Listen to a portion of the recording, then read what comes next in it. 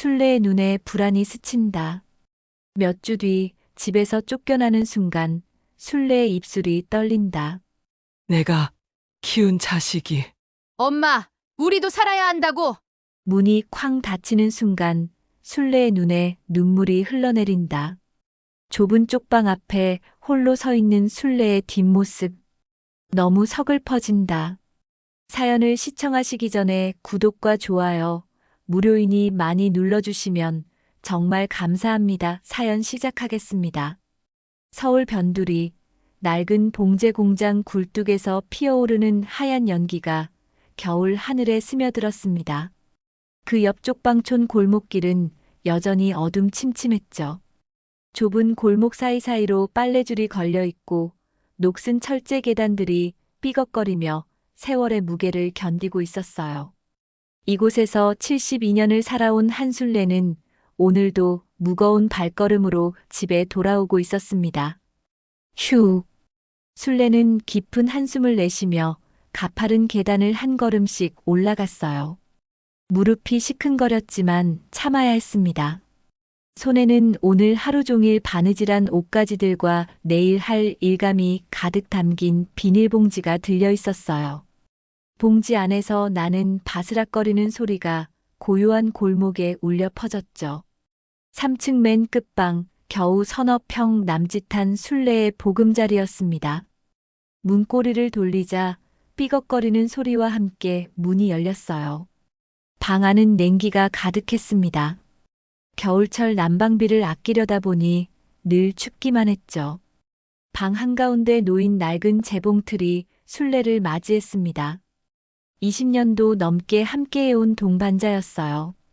재봉틀 옆에는 작은 밥상 하나, 그리고 얇은 이불 한 채가 전부였죠. 벽 한쪽에는 색이 바랜 흑백 사진이 걸려 있었습니다. 젊은 시절 군복을 입고 늠름하게 서 있는 남편 길수의 모습이었어요. 영감, 오늘도 하루가 지나갔네.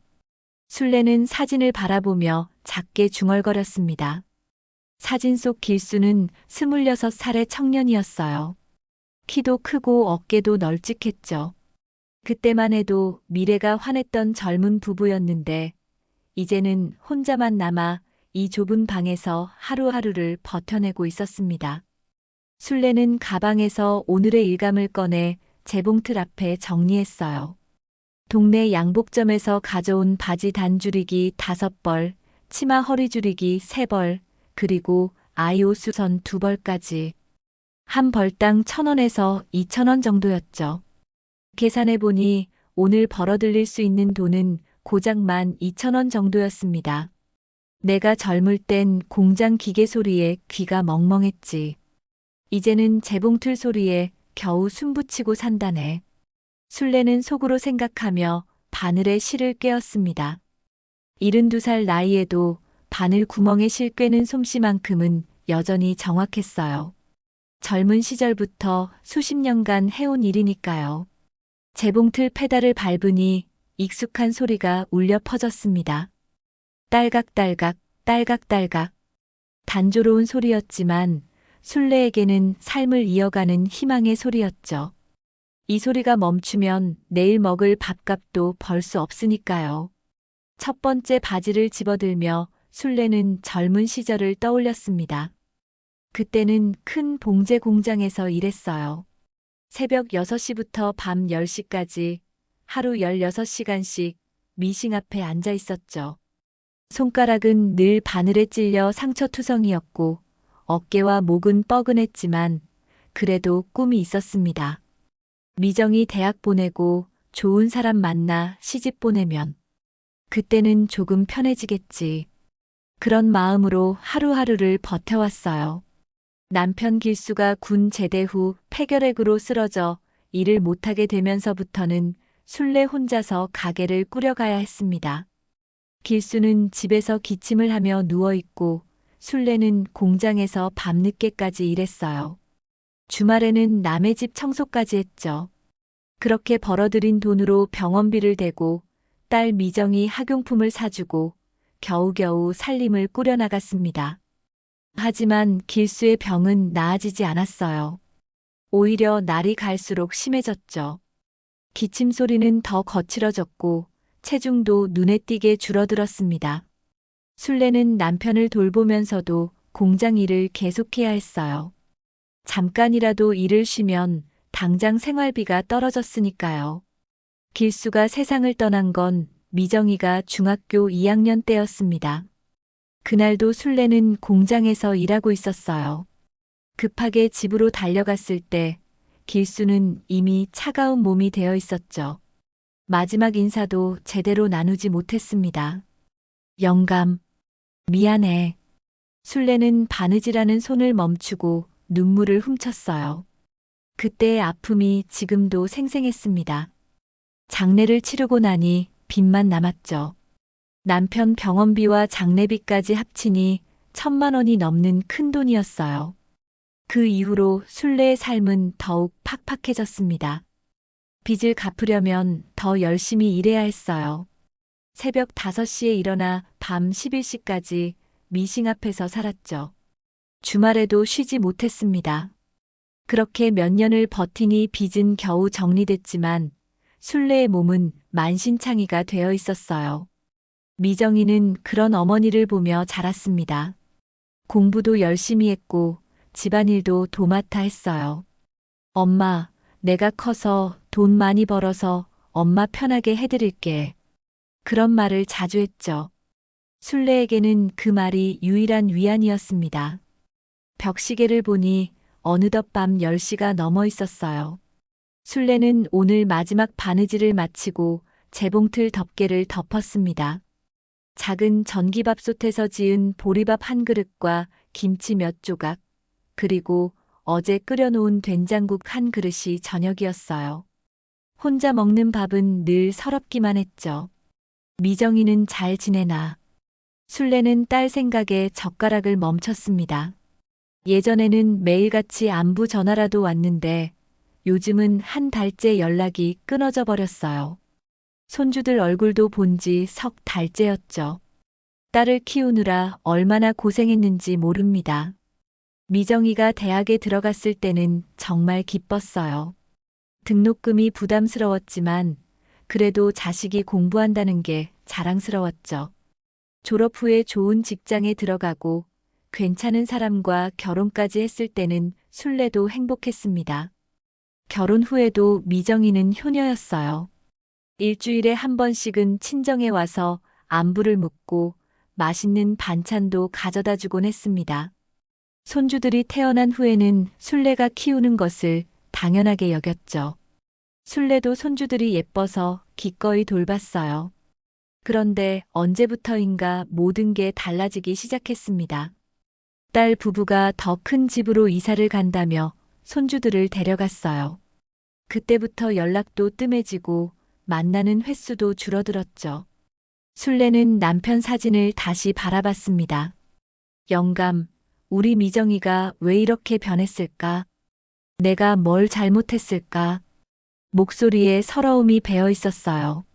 사진 속 길수는 아무 말 없이 미소만 짓고 있었습니다. 그로부터 며칠 후 순례는 언제나처럼 재봉틀 앞에 앉아 바느질을 하고 있었습니다. 딸각딸각, 딸각딸각. 익숙한 소리가 좁은 방 안에 울려 퍼졌죠. 그때 아래층에서 누군가 올라오는 발소리가 들렸어요. 2명, 아니 3명 정도 되는 것 같았습니다. 똑똑똑. 문을 두드리는 소리에 순례는 고개를 들었어요. 누구세요? 하고 물었지만 대답이 없었습니다. 다시 한번 똑똑똑. 이번에는 더 급하게 문을 두드렸죠. 순례가 문을 열자 딸 미정이가 서 있었습니다. 그런데 평소와는 다른 모습이었어요. 눈이 빨갛게 부어 있고 얼굴에는 근심이 가득했죠. 사위 준호도 함께 있었는데 표정이 어두웠습니다. 그리고 뒤에는 손주 2명이 조용히 서 있었어요. 미정아, 웬일이니? 갑자기. 순례는 반가움과 놀라움이 섞인 목소리로 말했습니다. 3달 만에 보는 딸이었으니까요. 하지만 미정의 표정을 보니 뭔가 심상치 않았어요. 엄마, 미정이 입술을 떨며 말을 시작했습니다. 우리 큰일 났어요. 그러더니 갑자기 눈물을 쏟아내기 시작했어요. 어깨를 들썩이며 울음을 터뜨리는 딸을 보니 순례의 가슴도 덜컥 내려앉았습니다. 아이고, 미정아. 무슨 일이니? 얼른 들어와서 말해봐. 순례는 딸을 방 안으로 이끌었어요. 좁은 방이라 4명이 들어오니 비좁았지만 어쩔 수 없었죠. 미정은 한참 동안 울기만 했습니다. 손주들은 할머니를 보고도 예전처럼 반갑게 달려오지 않았어요. 뭔가 분위기가 무거웠나 봅니다. 사위 준호는 입을 꾹 다문 채 벽만 바라보고 있었죠. 도대체 무슨 일인지 말을 해봐, 미정아. 순례는 딸의 등을 토닥이며 다독였습니다. 그제야 미정이 고개를 들고 말을 시작했어요. 엄마, 우리 사업이 완전히 망했어요. 미정의 목소리는 떨리고 있었습니다. 준호 오빠가 친구와 함께 시작한 사업이 완전히 물거품이 됐어요. 투자받은 돈도 다 날리고 빚만 몇억 원이 남았어요. 순례는 깜짝 놀랐습니다. 사위가 사업을 한다는 이야기는 들었지만 이렇게 큰 빚을 졌다는 건 처음 듣는 소식이었어요. 몇억이라니. 그게 무슨. 그것만이 아니에요, 엄마. 미정이 또다시 눈물을 흘렸습니다. 우리 집도 담보로 잡혀 있어서 곧 경매로 넘어가요. 아이들 학교도 못 보낼 형편이고 정말 어떻게 해야 할지 모르겠어요. 준호가 처음으로 입을 열었습니다. 어머니, 죄송합니다. 제가 욕심을 부리다가 이런 일이. 그의 목소리에도 절망이 배어 있었어요. 평소 자신만만했던 사위의 모습과는 완전히 달랐죠. 순례는 어찌할 바를 몰랐습니다. 자식이 힘들어하는 모습을 보니 가슴이 미어지는 것 같았어요. 하지만 자신에게 무슨 도움이 될 만한 능력이 있을까 싶었죠. 쪽방에서 바느질로 하루 10,000원 남짓 버는 자신이 할 수 있는 일이 뭐가 있을까요? 엄마.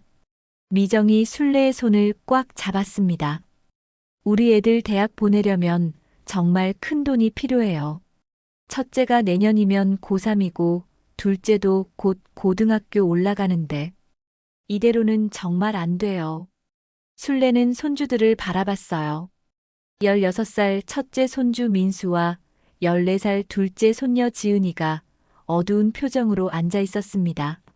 어린 나이에 이런 걱정을 해야 한다니 마음이 아팠어요. 그래서 엄마께 부탁드리고 싶은 일이 있어요. 미정이 목소리를 낮췄습니다. 뭔가 중요한 이야기를 꺼내려는 듯 했어요. 무슨 부탁인데, 미정아? 미정은 한참 망설이더니 입을 열었습니다. 엄마 집 말이에요. 그 집을 제 명의로 해주실 수 있을까요? 그래야 은행에서 대출을 받을 수 있어요. 물론 나중에 다 정리되면 다시 엄마 명의로 돌려드릴게요. 순례는 깜짝 놀랐습니다. 자신의 집을 딸 명의로 넘기라는 이야기였으니까요. 그 집은 남편 길수와 함께 평생 모은 돈으로 마련한 유일한 재산이었어요. 비록 오래되고 작은 집이었지만 순례에게는 소중한 보금자리였죠. 미정아, 그건. 순례가 말을 망설이자 미정이 더욱 간절하게 매달렸습니다. 엄마, 제발요. 우리가 이렇게 무너지면 애들은 어떻게 돼요? 민수는 공부도 잘하는데 대학도 못 보내고 지은이도 꿈이 있는데. 미정의 눈에서 또다시 눈물이 흘러내렸어요. 준호도 무릎을 꿇고 절을 했습니다. 어머니, 정말 죄송하지만 도와주세요. 몇 년만 버티면 다시 일어설 수 있어요. 그때까지만 도와주시면 평생 은혜를 잊지 않겠습니다. 손주들도 할머니를 바라보며 애처로운 눈빛을 보냈어요. 특히 민수가 조용히 말했습니다. 할머니, 저희가 정말 어려워요. 친구들한테도 창피하고. 순례의 마음은 천근만근이었습니다. 자식과 손주들이 이렇게 어려워하는데 도와주지 않을 수 없었어요. 하지만 한편으로는 불안했습니다. 집을 넘겨주면 정말 나중에 돌려받을 수 있을까 하는 걱정이 들었거든요. 미정아, 엄마가 그 집 없으면 어디서 살아야 하니? 순례가 걱정스럽게 말하자 미정이 급하게 대답했어요. 엄마, 걱정 마세요. 명의만 잠깐 제 이름으로 하는 거예요. 엄마는 계속 그 집에서 사시는 거고요.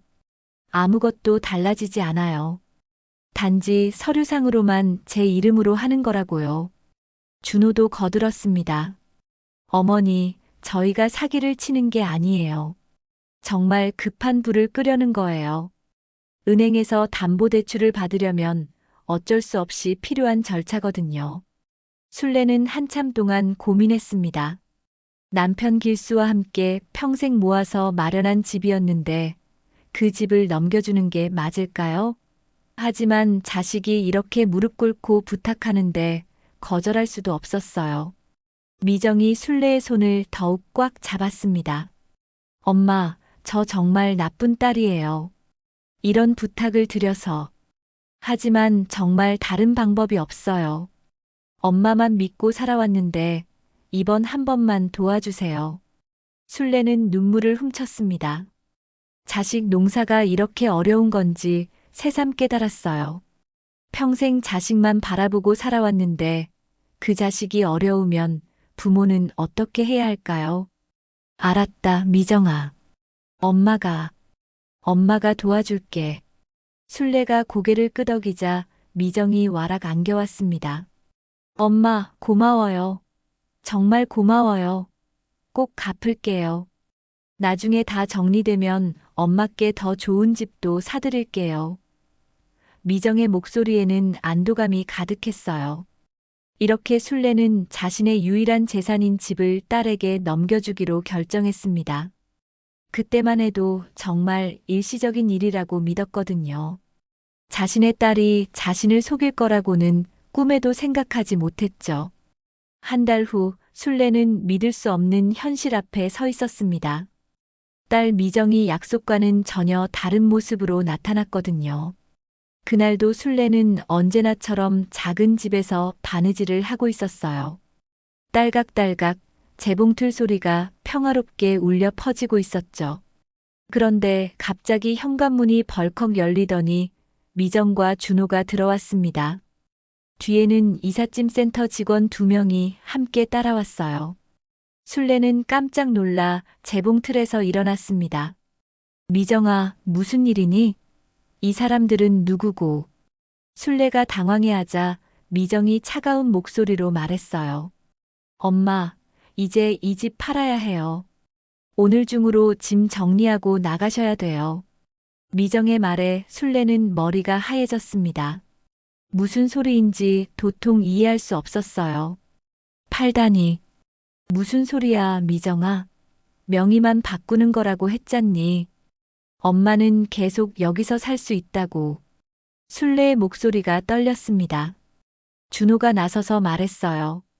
어머니, 상황이 바뀌었어요. 집을 팔아야만 빚을 정리할 수 있거든요. 어쩔 수 없는 일이에요. 그럼 엄마는 어디서 살라고 그러니? 순례가 울먹이며 물었지만 미정은 고개를 돌렸어요. 눈을 마주치려 하지 않았죠.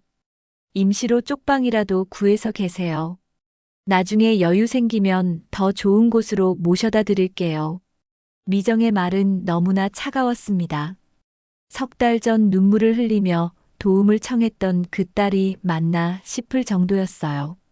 이삿짐 센터 직원들은 벌써 짐을 정리하기 시작했습니다. 순례의 재봉틀과 살림살이들을 박스에 담고 있었어요. 그 모습을 보니 순례는 현실이 믿어지지 않았습니다. 미정아, 제발. 엄마 말 좀 들어봐. 이게 무슨 일이니? 순례가 딸의 팔을 잡으려 했지만 미정은 피했어요. 엄마, 우리도 어쩔 수 없어요. 집 안 팔면 우리 가족이 모두 거리로 나앉게 되거든요. 엄마도 이해해 주세요.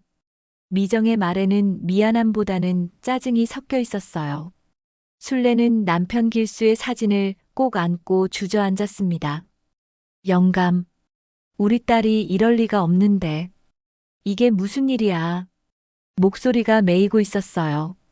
그날 오후 순례는 정말로 집에서 쫓겨났습니다. 평생 모은 재산이었던 그 집에서 말이에요. 딸이 마련해준 곳은 봉제 공장 옆 쪽방촌의 허름한 방 하나였습니다. 서너 평 남짓한 좁은 공간이었죠. 여기가 엄마가 당분간 계실 곳이에요. 월세는 제가 내드릴게요. 미정이 말했지만 순례는 아무 대답도 할 수 없었어요. 너무 충격이 커서 말문이 막혔거든요. 미정과 준호는 금세 떠나버렸습니다. 순례는 홀로 낯선 쪽방에 남겨졌어요. 벽은 얇아서 옆방 소리가 다 들렸고 천장에서는 물이 뚝뚝 새어내렸습니다. 이런 곳에서 살아야 한다니 현실이 믿어지지 않았어요. 며칠 후 순례는 어떻게든 살아야겠다는 생각에 다시 바느질을 시작했습니다. 재봉틀을 쪽방에 설치하고 근처 시장에서 옷수선 일감을 구해왔어요. 하지만 예전과는 상황이 달랐습니다. 시장 한 구석에 작은 간판을 내걸고 앉아있던 순례에게 동네 사람들이 수군거렸어요. 저 할머니가 한순례 씨래. 딸이 그렇게 효녀라더니 결국 쪽방으로 내쫓았다면서. 아이고, 참 기가 막히네. 딸 하나 믿고 살았는데 배신당한 거야. 요즘 자식들이 다 그래. 부모 재산만 노리다가 버리는 거지. 사람들의 시선과 수군거림이 순례의 가슴을 찔렀습니다. 부끄러워서 고개를 들 수가 없었어요. 평생 성실하게 살아온 자신이 이런 소리를 들어야 한다니 억울하기만 했죠. 그런데 더 가슴 아픈 일이 기다리고 있었습니다. 일주일 후 미정과 준호가 또다시 찾아온 거예요. 이번에는 돈을 달라고 했습니다. 엄마, 연금 좀 있으면 내놓으세요. 우리가 관리해 드릴게요. 준호가 뻔뻔하게 말했어요. 집까지 빼앗고 나서도 모자랐던 건지 이제는 순례의 노인연금까지 탐내고 있었습니다. 순례는 믿을 수 없었어요. 연금은 엄마가 살려고 받는 거야. 그것마저 달라고 하니. 어머니, 어차피 혼자 쓰시기에는 많잖아요. 우리가 모아뒀다가 나중에 한 번에 드리면 되죠. 미정도 뻔뻔하게 거들었어요. 순례는 그제야 깨달았습니다. 자신의 딸이 완전히 변해버렸다는 걸 말이에요. 집을 빼앗는 것도 모자라 이제는 생활비까지 뺏으려 하고 있었거든요. 안 돼. 그건 엄마가 살려고 받는 거야. 줄 수 없어. 순례가 고개를 저으니 미정이 화를 냈어요. 엄마, 왜 이렇게 이기적이에요? 우리가 이렇게 어려운데 도와주지는 못할 망정. 자신들이 순례를 쪽방으로 내쫓아놓고도 이기적이라고 하다니 순례는 기가 막혔어요. 결국 딸 부부는 빈손으로 돌아갔습니다. 하지만 그 이후로도 계속 찾아와서 돈을 달라고 했어요. 때로는 협박조로, 때로는 애원조로 말이죠. 순례는 쪽방에서 혼자 울었습니다. 영감, 우리 미정이가 왜 이렇게 됐을까? 내가 뭘 잘못했을까? 남편 사진을 보며 하루 종일 눈물을 흘렸어요. 이웃 쪽방에 사는 할머니가 위로해주기도 했습니다. 순례 씨, 너무 상심하지 마세요. 요즘 자식들 다 그래요. 부모 재산만 노리다가 버리는 거라니까요. 하지만 위로가 되지 않았어요. 남의 자식이야 그럴 수 있어도 자신이 평생 키운 딸이 이럴 리는 없다고 생각했거든요. 믿었던 만큼 배신감은 더 컸습니다. 겨울이 다가오자 쪽방은 더욱 춥고 습했어요. 난방도 제대로 안 되고 벽에서는 곰팡이가 피어났습니다. 이런 곳에서 겨울을 나야 한다니 순례는 막막하기만 했어요. 그래도 포기할 수는 없었습니다. 재봉틀 소리를 들으며 하루하루를 버텨나갔어요. 딸각딸각, 딸각딸각. 그 소리만이 순례를 지켜주는 유일한 친구였죠.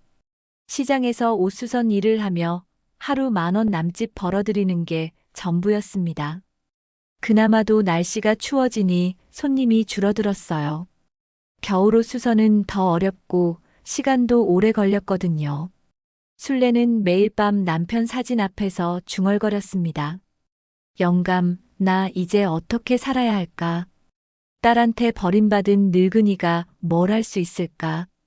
절망감이 밀려왔지만 그래도 버텨야 했어요. 죽을 수도 없고 살아야 했으니까요. 이렇게 순례의 새로운 삶이 시작되었습니다.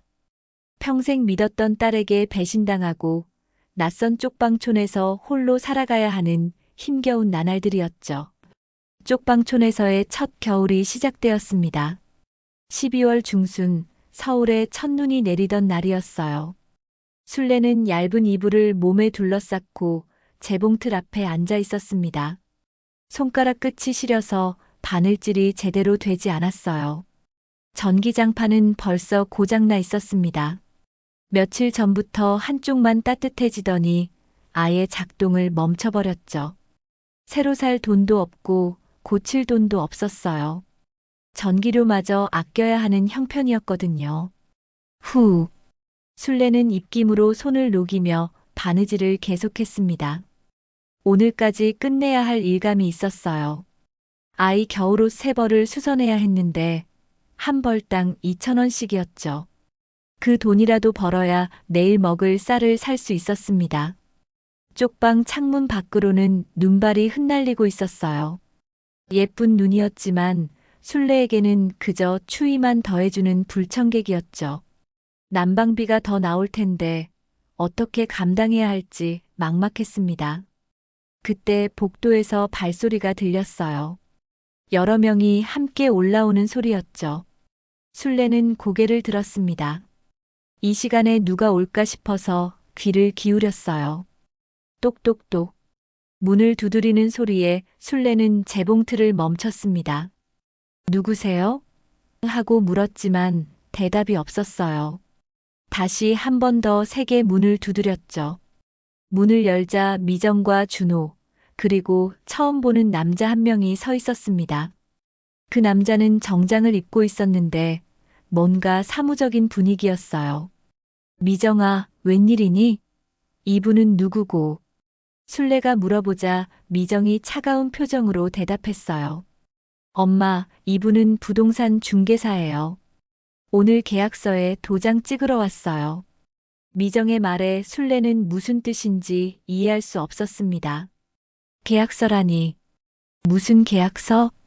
준호가 나서서 설명했어요. 어머니, 엄마 집 말고 다른 부동산도 처분해야 할 상황이 됐어요. 엄마 명의로 되어 있는 예금 통장이랑 보험까지 모두 정리해야 돼요. 순례는 깜짝 놀랐습니다. 집을 빼앗긴 것도 억울한데 이제는 자신의 모든 재산을 다 가져가겠다는 소리였거든요. 그럴 수는 없어. 그 돈은 엄마가 살려고 모은 거야. 보험도 엄마 노후를 위한 거고. 순례가 고개를 저으니 미정이 화를 냈어요. 엄마, 지금이 어떤 상황인지 모르세요? 우리가 망하면 엄마도 끝이에요. 빚쟁이들이 찾아와서 엄마까지 괴롭힐 거라고요. 미정의 목소리가 날카로웠습니다. 부동산 중개사가 서류를 꺼내며 말했어요. 할머니, 서명만 해주시면 복잡한 일 없이 깔끔하게 정리돼요. 지금 안 하시면 나중에 더 큰 문제가 생길 수도 있어요. 순례는 서류를 보니 머리가 어지러웠습니다. 복잡한 법률 용어들이 가득했는데 도무지 이해할 수 없었어요. 이게 무슨 내용인지 모르겠는데 그냥 서명만 하시면 돼요, 어머니. 저희가 다 알아서 처리할게요. 준호가 재촉했지만 순례는 불안했습니다. 안 돼. 엄마가 이해도 못하는 서류에 어떻게 도장을 찍어. 순례가 거부하자 미정이 소리를 질렀어요. 엄마, 왜 이렇게 고집이세요? 우리가 사기치는 것도 아니고 가족끼리 하는 일인데. 딸의 소리를 듣고 있자니 순례의 가슴이 철렁 내려앉았습니다. 그때 옆방에서 할머니 한 분이 나왔어요. 소리가 너무 커서 나온 것 같았죠. 뭔 일이시길래 이렇게 시끄러워요? 미정이 그 할머니를 노려보며 말했어요. 남의 집 일에 참견하지 마세요. 하지만 그 할머니는 순례를 걱정스럽게 바라봤습니다. 순례 씨, 괜찮으세요? 뭔가 이상한데. 그 할머니의 말에 순례는 용기를 얻었어요. 미정아, 엄마는 그 서류에 도장 안 찍을 거야. 무슨 내용인지도 모르는데 어떻게 서명을 해? 순례가 단호하게 말하자 준호가 화를 냈습니다. 어머니, 그럼 저희가 어떻게 되는지 아세요? 이렇게 나오시면 저희도 어쩔 수 없어요. 준호의 목소리에는 협박이 섞여 있었어요. 미정도 거들었습니다. 엄마, 우리가 망하면 엄마 연금도 못 드릴 거예요. 월세도 안 내드리고요. 그때 되면 진짜 거리로 나앉게 될 텐데, 그래도 괜찮으세요? 순례는 딸의 말에 충격을 받았습니다. 이제는 아예 대놓고 협박을 하고 있었거든요. 평생 사랑으로 키운 딸이 이럴 리가 없다고 생각했는데, 현실은 너무 잔혹했어요. 미정아, 내가 왜 이렇게 변했니? 엄마가 널 어떻게 키웠는데? 순례의 목소리가 떨렸습니다. 엄마, 감상에 젖어 있을 때가 아니에요. 현실을 봐요. 지금 우리가 살아남으려면 이 방법밖에 없다고요. 미정의 말은 차갑기만 했어요. 옆방 할머니가 다시 나서서 말했어요. 아가씨, 그래도 어머니한테 이러시면 안 되죠. 어르신이 이해도 못하는 서류에 어떻게 서명을 강요해요? 할머니는 빠져 계세요. 남의 가족사에 왜 끼어들어요? 또 준호가 소리를 지르니 다른 방에서도 사람들이 나오기 시작했어요. 쪽방촌 복도가 시끄러워지자 미정과 준호는 부담스러워했습니다. 부동산 중개사도 눈치를 보며 말했어요. 오늘은 여기서 마무리하고 나중에 다시 연락드릴게요. 그들이 떠나고 나자 순례는 주저앉았습니다. 다리에 힘이 빠져서 일어날 수 없었어요. 옆방 할머니가 순례를 부축해 주었습니다. 순례 씨, 괜찮아요? 딸이 그렇게 나오니까 얼마나 속상하시겠어요. 그 할머니의 위로에 순례는 눈물을 흘렸어요. 내가 뭘 잘못했을까요? 딸을 위해서 평생을 바쳤는데 왜 이렇게 되었을까요? 순례의 목소리는 절망으로 가득했습니다. 그날 밤 순례는 잠을 이룰 수 없었어요. 추위보다도 마음의 상처가 더 아팠습니다. 남편 길수의 사진을 보며 하루 종일 울었죠. 영감, 우리 미정이가 정말 이런 아이였나? 내가 뭔가 잘못 키웠나? 자책감이 밀려왔지만 후회해도 이미 늦었어요. 창밖으로는 눈이 계속 내리고 있었습니다. 새해까지 이제 며칠 남지 않았는데 순례에게는 절망적인 겨울이었죠. 전기장판도 고장나고 딸에게는 버림받고 이제 남은 건 차가운 현실뿐이었습니다. 하지만 순례는 포기할 수 없었어요.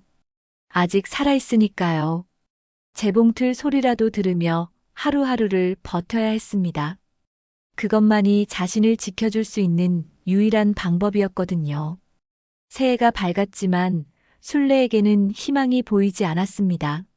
12월 30일 밤 쪽방촌 창밖으로는 멀리서 터지는 불꽃놀이 소리가 들려왔어요. 하지만 순례는 고장난 전기장판 위에서 이불을 뒤집어 쓰고 떨고 있었죠. 새해라. 내게 무슨 새해가 있을까? 순례는 중얼거리며 남편 길수의 사진을 바라봤습니다. 사진 속 길수는 여전히 젊고 늠름한 모습이었어요. 하지만 현실의 순례는 너무나 초라했죠. 그날 밤 순례는 깊은 절망에 빠져 있었습니다. 딸 미정은 며칠 전 마지막으로 찾아와서는 정말 차가운 말을 했거든요. 엄마, 우리도 이제 한계예요. 월세도 못 내드리겠고 연금 관리도 엄마가 알아서 하세요. 우리는 우리 살기도 바빠요. 미정의 말에는 더 이상 미안함도 없었어요. 그리고 마지막에 한 말이 순례의 가슴을 더욱 아프게 했습니다. 엄마, 솔직히 말해서 이제 우리한테 연락하지 마세요. 우리도 새 출발을 해야 하거든요. 새 출발이라니. 순례를 버리고 하는 새 출발이었죠. 평생 딸만 바라보고 살아온 순례에게는 죽음 선고나 다름없는 말이었어요. 1월 둘째 주 순례는 우편함을 확인하러 나갔습니다. 연금 통지서나 공과금 고지서나 올까 해서였어요. 그런데 예상과 다른 편지가 하나 들어 있었습니다.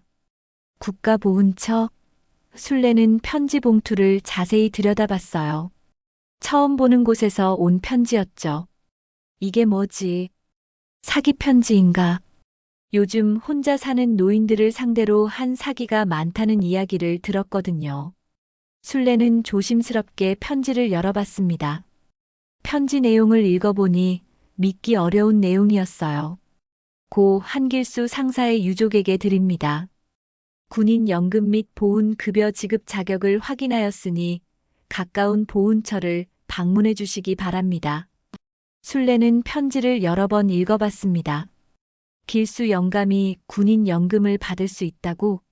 이게 무슨 소리야? 남편이 군 복무를 했다는 건 알고 있었지만 연금을 받을 수 있다는 건 처음 듣는 이야기였어요. 혹시 사기 편지가 아닐까? 순례는 의심스러웠습니다. 하지만 공식적인 도장이 찍혀 있고 보훈처 주소와 전화번호도 적혀 있었어요.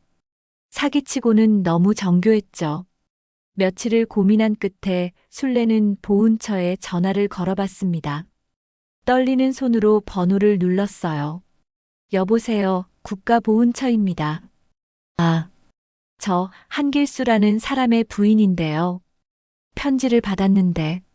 순례는 떨리는 목소리로 말했습니다. 아, 한길수님 유족분이시군요. 네, 맞습니다. 최근에 군 복무 기록을 재정비하면서 누락되었던 분들의 보훈 급여를 소급해서 지급하고 있어요. 직접 방문해 주시면 자세히 안내해 드리겠습니다. 순례는 가슴이 두근거렸습니다. 정말 진짜였던 거예요. 남편 길수가 자신 몰래 이런 것을 남겨뒀다니 믿기 어려웠죠. 다음 날 순례는 떨리는 마음으로 보훈처를 찾아갔습니다. 버스비도 아까웠지만 직접 확인해 봐야겠다는 생각이었어요. 보훈처 직원은 친절하게 설명해 주었습니다. 한길수님께서 군 복무 중에 훈련 사고로 부상을 입으셨더라고요. 그 후유증으로 폐질환이 생겼고 그로 인해 돌아가신 것으로 확인됩니다. 순례는 깜짝 놀랐어요. 남편의 폐결핵이 군 복무와 관련이 있었다는 걸 처음 알았거든요. 그럼 그때부터 연금을 받을 수 있었던 건가요? 네, 맞습니다. 하지만 당시에는 제대로 된 기록 관리가 안 되어서 누락된 경우가 많았어요. 지금이라도 찾아주셔서 다행입니다. 직원은 계산을 해보더니 놀라운 이야기를 해주었어요. 유족 연금과 함께 그동안 못 받으신 소급분까지 합치면 상당한 금액이 될 것 같습니다. 정확한 계산은 며칠 더 걸리겠지만요. 순례는 꿈을 꾸는 것 같았습니다. 얼마나 될까요?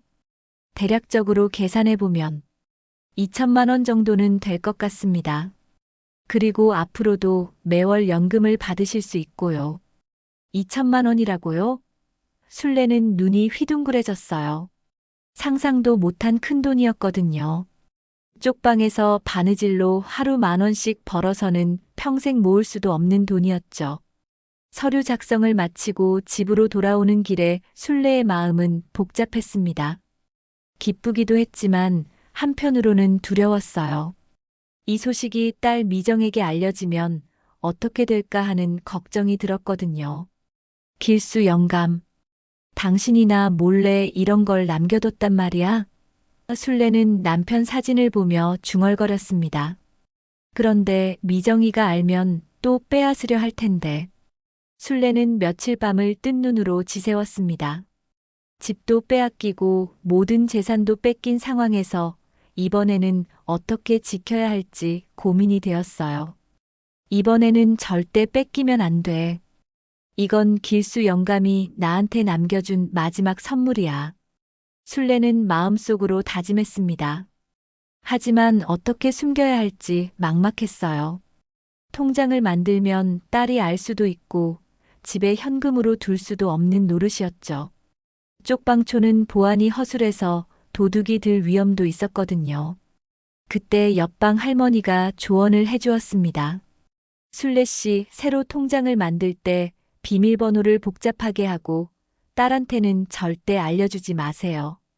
그리고 가능하면 다른 은행에 만드는 게 좋을 것 같아요. 그래도 미정이가 알게 되면 모르게 하면 되죠. 뭐 꼭 알려줄 필요가 있어요? 이미 집까지 빼앗아간 딸한테 또 줄 이유는 없잖아요. 옆방 할머니의 말이 맞았어요. 일주일 후 술래는 정말로 큰 돈을 받게 되었습니다.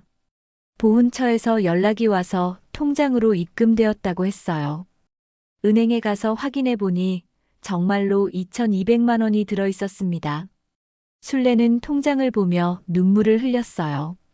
영감, 고마워. 정말 고마워. 남편이 마지막으로 자신을 도와주는 것 같았거든요. 하지만 기쁨도 잠시, 곧 걱정이 밀려왔습니다. 이 돈을 어떻게 지켜야 할까요? 딸 미정이 알게 되면 분명 또 빼앗으려 할 텐데. 이번에는 절대 안 돼. 다시는 속지 않을 거야.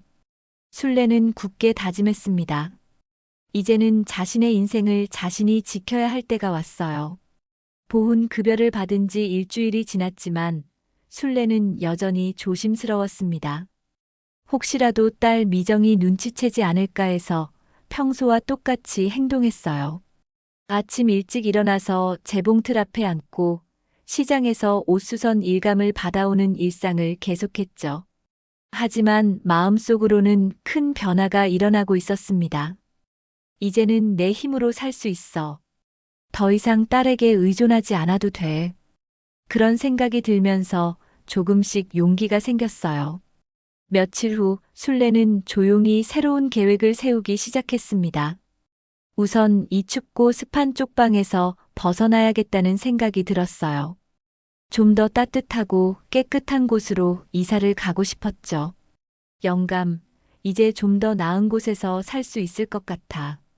술래는 남편 사진을 보며 중얼거렸습니다. 당신이 남겨준 이 돈으로 새 시작을 해볼게. 술래는 신중하게 부동산을 알아보기 시작했어요. 너무 비싼 곳은 안 되지만 그래도 지금보다는 나은 곳을 찾고 싶었죠. 보증금 500만 원에 월세 40만 원 정도의 원룸을 찾을 수 있었어요. 새 집은 쪽방촌에서 멀지 않은 곳이었지만 훨씬 깨끗하고 따뜻했습니다. 온돌도 제대로 들어오고 화장실도 방 안에 있었어요.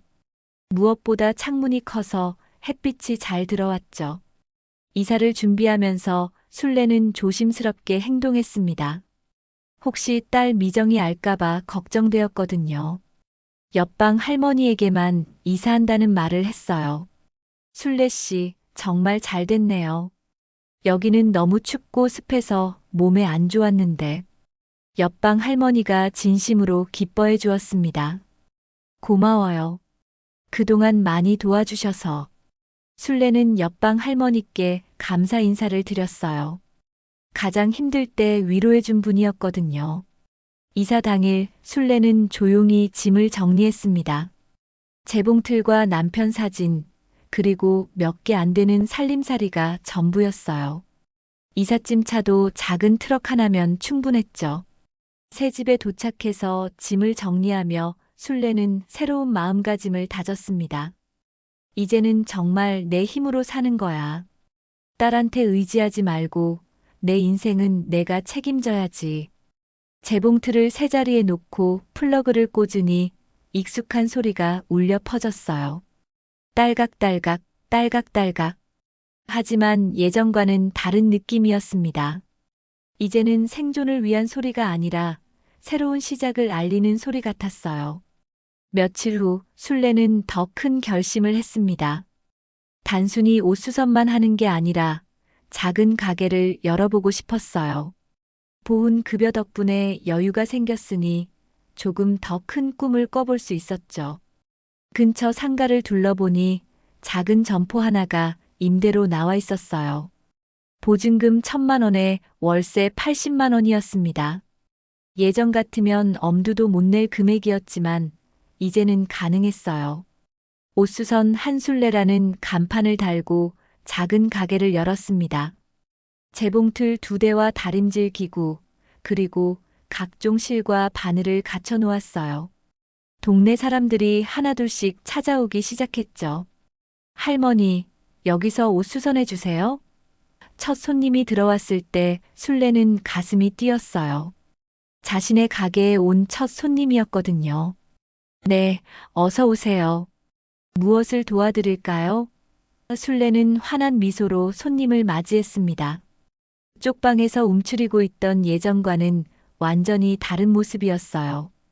가게를 운영하면서 술래는 점점 자신감을 찾아갔습니다.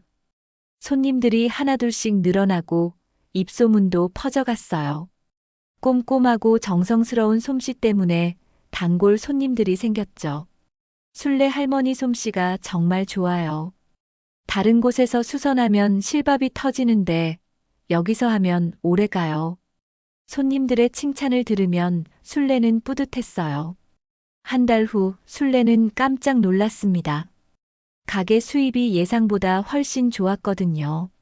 하루에 3만 원에서 5만 원씩 벌어들이고 있었어요. 쪽방에서 10,000원씩 벌던 때와는 비교가 안 되었죠. 영감, 당신 덕분에 내가 새 인생을 살고 있어. 술래는 가게 한 구석에 걸어둔 남편 사진을 보며 말했어요. 이제는 딸한테 기대지 않고도 혼자 잘 살 수 있을 것 같아. 그런데 술래가 가장 걱정했던 일이 일어났습니다. 어느 날 오후 딸 미정이 가게로 찾아온 거예요. 누군가 술래가 가게를 연다는 소식을 전해준 모양이었죠. 엄마, 여기가 엄마 가게예요? 미정이 놀란 표정으로 가게 안을 둘러봤습니다. 깔끔하게 정리된 가게와 새로 산 재봉틀들을 보며 의아해했어요. 술래는 가슴이 철렁 내려앉았지만 침착하게 대답했습니다. 그래, 미정아. 엄마가 작은 가게를 하나 열었어. 엄마, 이 가게 여는데 돈이 얼마나 들었어요?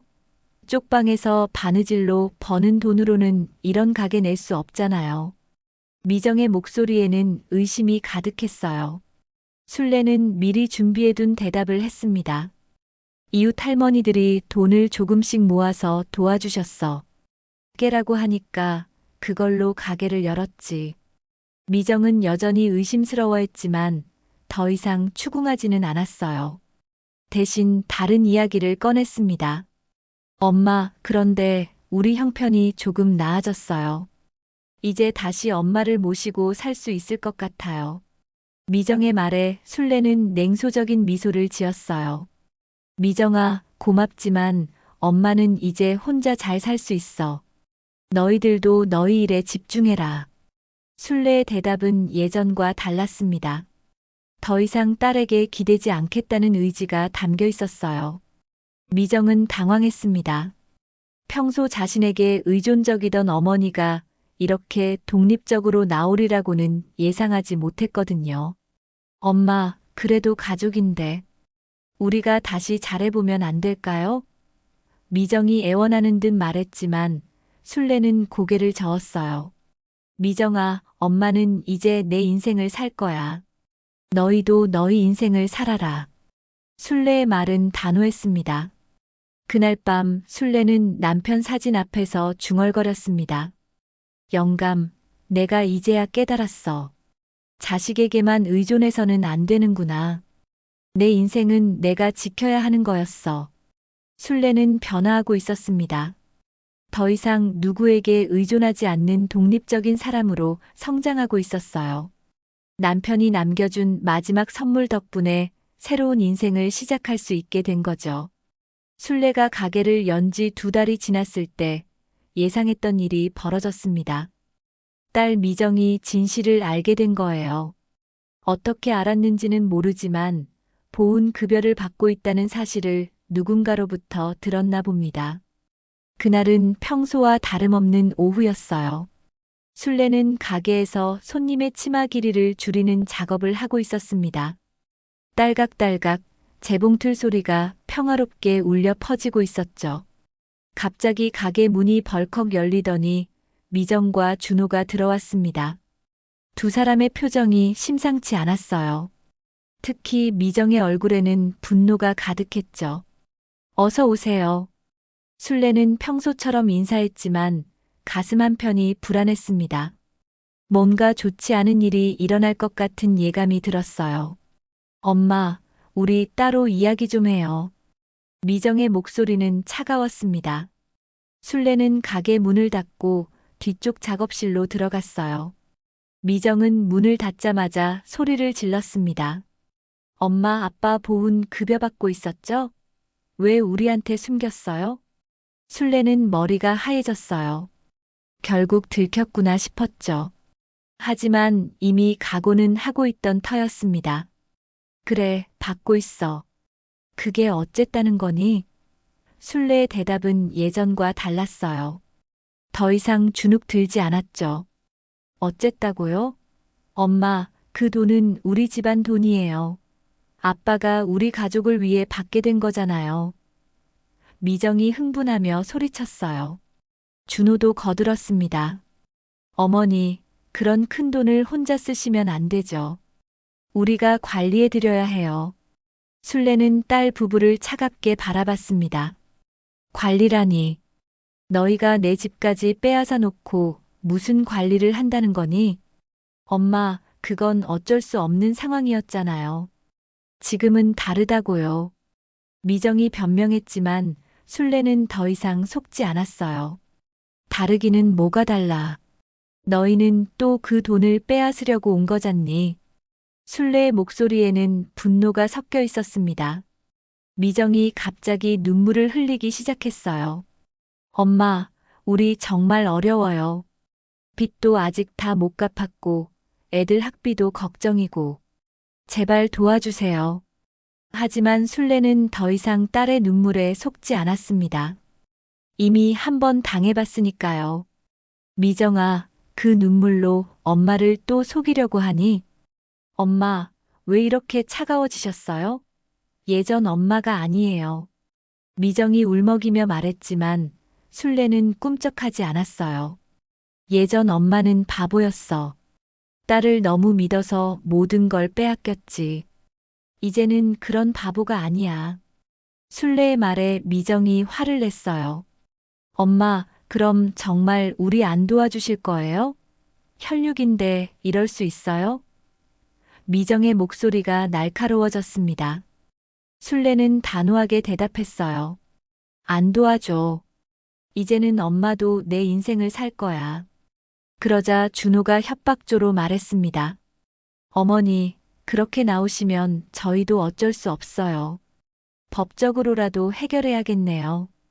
법적으로라니 무슨 소리야? 술래가 놀라자 미정이 찬물을 끼얹는 말을 했어요. 엄마가 치매 초기 증상이 있다고 병원에서 진단받으면 우리가 재산 관리를 할 수 있어요. 엄마 혼자서는 그런 큰 돈을 관리하기 어렵다고 할 수 있거든요. 술래는 믿을 수 없었습니다. 자신의 딸이 이런 무서운 말을 하다니요. 미정아, 내가 정말 내 딸이니?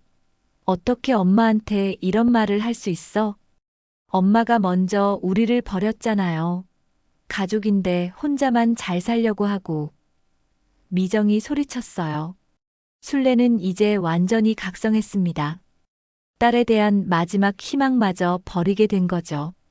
너희가 먼저 엄마를 버린 거야. 집도 빼앗고 쪽방으로 내쫓고. 그런 너희가 무슨 가족이라고 그러니? 엄마, 마지막으로 한 번 더 기회를 드릴게요. 그 돈 우리한테 맡기세요. 안 그러면 정말 법적 조치를 취할 거예요. 준호가 최후 통첩을 했어요. 술래는 떨리는 손으로 가게 문을 활짝 열었습니다. 나가. 당장 내 가게에서 나가라. 엄마. 미정이 소리쳤지만 술래는 더 큰 소리로 외쳤어요. 나가라고 했어. 다시는 내 앞에 얼씬거리지도 마. 술래의 외침소리에 가게 앞을 지나던 사람들이 모여들기 시작했어요. 사람들이 쳐다보자 미정과 준호는 부담스러워했습니다. 엄마, 사람들이 보는데. 미정이 당황하자 순례가 더 큰 소리로 말했어요. 보라지 뭘. 내 딸이 엄마 재산을 빼앗으려고 온 거라고 다 말해줄까? 할머니, 무슨 일이세요? 단골 손님 한 분이 걱정스럽게 물어봤어요. 이 사람들이 내 딸이라면서 내 돈을 달라고 협박하고 있어요. 순례가 말하자 사람들이 미정과 준호를 이상하게 바라봤습니다. 요즘 효도는커녕 부모 재산만 노리는 자식들이 많다더니. 누군가 중얼거렸어요. 미정과 준호는 견디다 못해 가게를 나갔습니다. 하지만 나가면서 미정이 마지막으로 독한 말을 했어요. 엄마, 후회하실 거예요. 우리가 없으면 엄마는 아무것도 아니라고요. 순례는 문을 쾅 닫으며 소리쳤습니다. 너희가 없어도 엄마는 잘 살 수 있어. 오히려 없는 게 나아. 사람들이 돌아가고 나자 순례는 가게 안에서 주저앉았어요. 온몸이 떨렸지만 후회는 되지 않았습니다. 드디어 자신의 딸과 완전히 결별한 거였거든요. 영감, 내가 드디어 해냈어. 더 이상 딸한테 당하지 않겠다고 선언했어. 순례는 남편 사진을 보며 중얼거렸어요. 그날 밤 순례는 한숨도 자지 못했습니다. 하지만 마음은 오히려 후련했어요. 이제 더 이상 딸 때문에 전전긍긍하지 않아도 되니까요. 이제 정말 내 인생이야. 아무도 빼앗을 수 없어. 순례는 새벽이 되어서야 잠들 수 있었습니다. 마음 깊은 곳에서 평화가 찾아왔거든요. 그로부터 석 달이 지났습니다. 봄이 찾아오면서 순례의 삶에도 진짜 봄이 찾아왔어요. 딸과의 마지막 대립 이후 순례는 완전히 새로운 사람이 되었습니다. 더 이상 누구 눈치도 보지 않고 자신의 삶을 당당하게 살아가고 있었어요. 옷수선 한순례 가게는 이제 동네에서 유명한 곳이 되었습니다. 손님들은 순례의 정성스러운 솜씨와 따뜻한 인품에 감동받아 계속 찾아왔어요. 입소문을 타고 멀리서도 손님들이 오기 시작했죠. 순례 할머니, 안녕하세요. 단골 손님 박씨 아줌마가 환하게 웃으며 들어왔습니다. 이번에는 신랑 정장 바지 길이 좀 맞춰주세요. 어서 오세요, 박씨. 아드님 결혼식이 다음 주라고 했죠? 순례는 미소를 지으며 손님을 맞이했어요. 이제는 모든 단골 손님들의 사정을 다 기억하고 있었죠.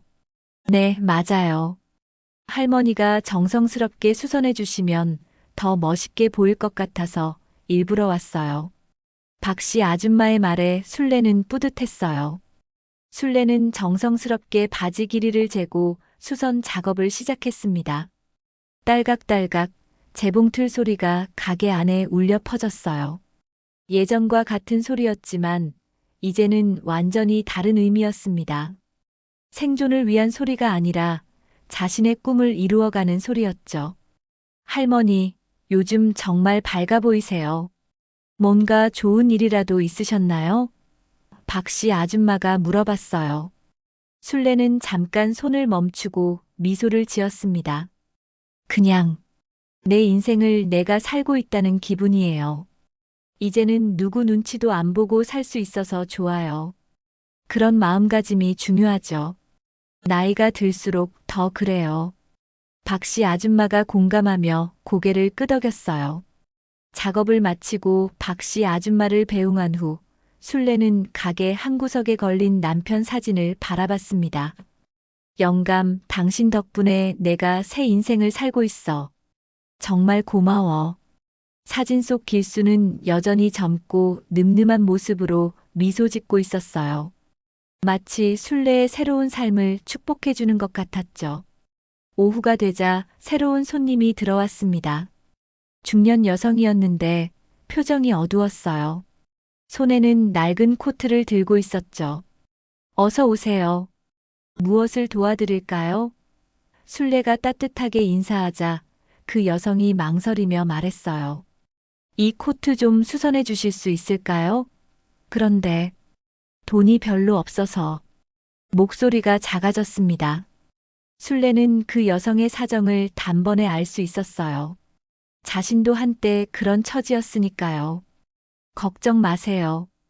어떤 부분을 고쳐드릴까요? 단추가 떨어지고 안감도 좀 해져서. 하지만 비싸면 포기해야 할 것 같아요. 그 여성은 미안해하며 말했어요.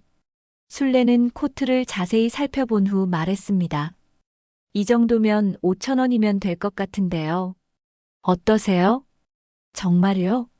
다른 곳에서는 2만 원도 더 받는다고 했는데. 그 여성의 얼굴이 밝아졌어요. 괜찮아요. 같은 여자끼리 서로 도우며 살아야죠. 술래는 웃으며 작업을 시작했어요.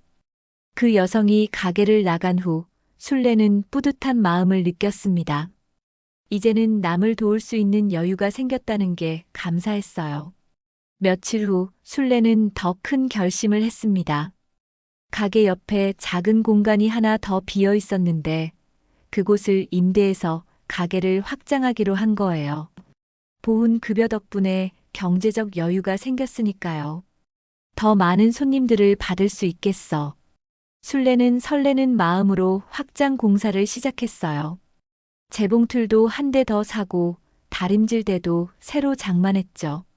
확장 개업을 하던 날 동네 사람들이 축하해 주러 왔어요.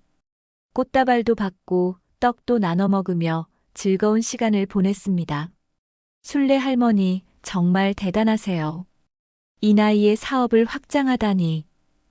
이웃 상인이 감탄하며 말했어요. 나이가 뭐 중요해요. 꿈은 언제든 이룰 수 있는 거잖아요. 술래의 대답에 사람들이 박수를 쳤어요. 그날 저녁 혼자 가게를 정리하던 술래는 문득 딸 미정 생각이 났습니다. 하지만 이제는 서운하거나 화나지 않았어요. 오히려 고마운 마음이 들었죠. 미정이가 없었다면 내가 이렇게 강해질 수 있었을까? 술래는 스스로에게 물어봤어요. 어쩌면 그 아이도 내가 성장할 수 있게 도와준 거일지도 몰라. 술래는 남편 사진 앞에 앉아 하루를 정리했습니다. 영감, 우리 딸은 잘못된 길을 택했지만 덕분에 나는 진짜 내 인생을 찾았어. 이제는 누구도 내 행복을 빼앗을 수 없어. 다음 날 아침 술래는 평소보다 일찍 가게를 열었어요. 창문을 활짝 열어 봄바람을 들여보냈습니다. 따뜻한 햇살이 가게 안 곳곳을 비쳤어요. 새로운 하루가 시작되는구나. 술래는 재봉틀 앞에 앉아 오늘의 첫 작업을 시작했어요. 딸각딸각, 딸각딸각. 경쾌한 소리가 울려 퍼졌습니다. 그때 가게 문이 열리며 단골 손님이 들어왔어요. 할머니, 안녕하세요. 오늘도 좋은 하루 보내세요. 네, 고맙습니다. 어서 오세요. 술래는 환한 미소로 손님을 맞이했어요. 햇살이 술래의 주름진 얼굴을 비추며 따뜻한 빛을 만들어냈습니다. 그 얼굴에는 평화로운 미소가 피어 있었어요. 더 이상 누구를 원망하지도 않고 누구에게 기대지도 않는 당당한 표정이었죠. 술래는 깨달았습니다. 진짜 행복은 다른 사람이 주는 게 아니라 자신이 만드는 거라는 걸 말이에요. 남편이 남겨준 마지막 선물 덕분에 얻은 건 돈이 아니라 자립할 수 있는 용기였어요. 이제 내 인생은 정말 내 것이야. 술래는 속으로 중얼거리며 오늘도 재봉틀을 돌렸습니다. 딸각딸각, 딸각딸각. 그 소리는 새로운 희망을 노래하고 있었어요.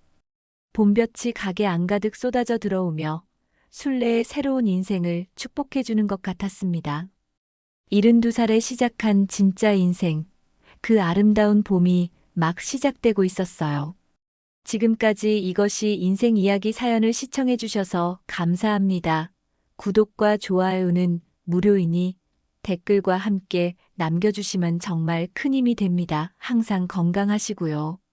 행복하세요.